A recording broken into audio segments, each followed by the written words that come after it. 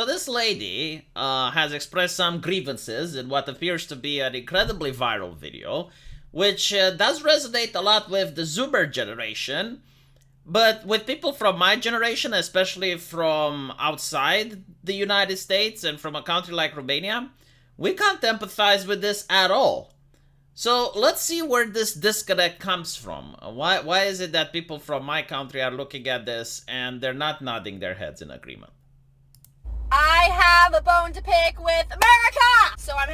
Right, so like the first problem is when you blame society. Like, it's nothing that you could have done. It's none of your personal decisions or decision making that has influence to the situation. No, it's society at large. It is me, it is you, it is your mother. All of us share guilt in this lady's trouble. Now, I would also like to point out that many of us who play video games, especially team-based games, we know how it's like when a team member starts complaining about literally everyone else. This is the game, is the controls, the laggy controls, it's literally everything besides themselves, right? So you gotta get to notice the type of person just by playing online video games. I'm headed to my serving job. I fucking hate it. I fucking hate it. Tell me why I make more money serving. I have my literal business marketing degree that put me in a cute $80,000 in debt.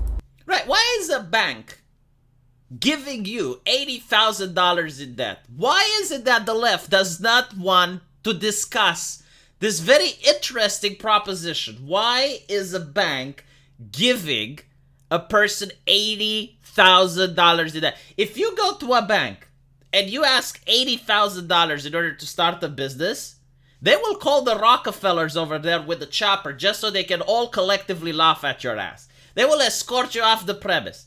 But if you're like, I want $80,000 to be a gender study expert, to study the environmentalism, to talk about the whales, to stop the oil production. Oh, well, of course, my lady, sign right here. And then they're the same people complaining about the debt. And all of this has started through communism. I'm not even kidding. Like, soymunism is the ideology responsible for this madness. Because while they may not have been the first in human history to make this ridiculous claim, they have certainly been the loudest. And their claim is that everybody needs an education. Everyone needs an education. Now, when the Marxists said this, back during Lenin Revolution, that education meant that everyone needs to know how to read and write. Even though there were people at the time that didn't even require it, like someone that was plowing the soil with the technology from that era, didn't necessarily need to learn how to read and write. But the Marxists wanted to, right? Because, like, how can you get people to be aware of the injustices done upon them and raise in the revolution unless they know how to read and write? Okay, but, like, the idea is that everybody needs an education. The problem is, like, what the fuck does an education mean? Well, nowadays, it means going to the university and having $80,000 in debt. Like, what do those people at the university do to deserve $80,000? Albert Einstein today, if he was alive, he wouldn't deserve $80,000. Like, no, unironically, no leftist ever asks the fucking question, why is it that universities ask so much money to teach you shit that you can learn off of Google? There are other ways that human beings can learn, you know. Like, it's not that you gotta do through education. You gotta do an apprenticeship, you can be self-taught. I would trust Belle Delphine with selling my video game than I would trust this lady, which has been educated. Belle Delphine can sell ice to the Eskimos. Like, she can sell oppression to the communists. She has sold fucking bathwater, alright? I don't care what her education is.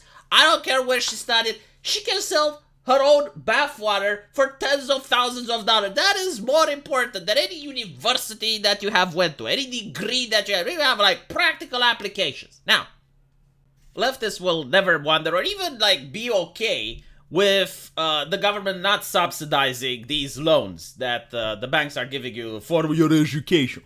So the system will continue. And by the way, even if you have a different system, like public education, you're still not solving the problem. Like, for instance, I will tell you something fascinating. Here in Romania, we have public education.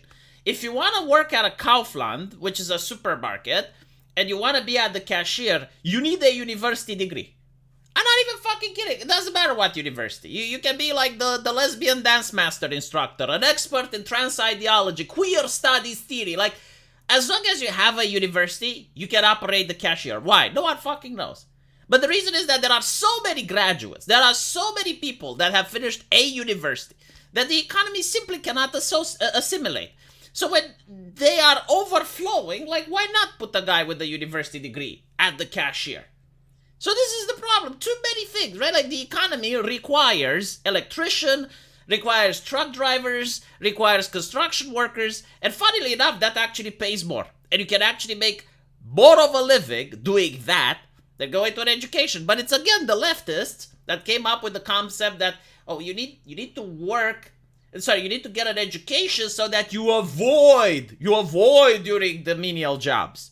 And this is why these jobs comes with prestige, right? If you tell a person you're a truck driver, it's like, truck driver, I'm a sales at Amazon.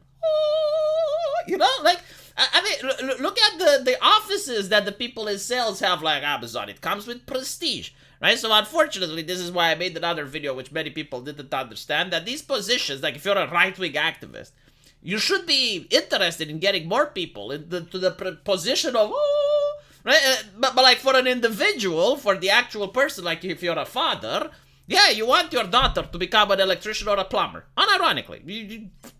She makes more money. Like what? Do you want her to sit in your house for her entire life? No. Go get to work, you woman. But anyway, right, this is not where the criticism ends. I promised I will save the best for last, so watch this. And I make more serving sushi rolls because I've been applying to marketing jobs fucking for weeks now, and the pay cut is insane.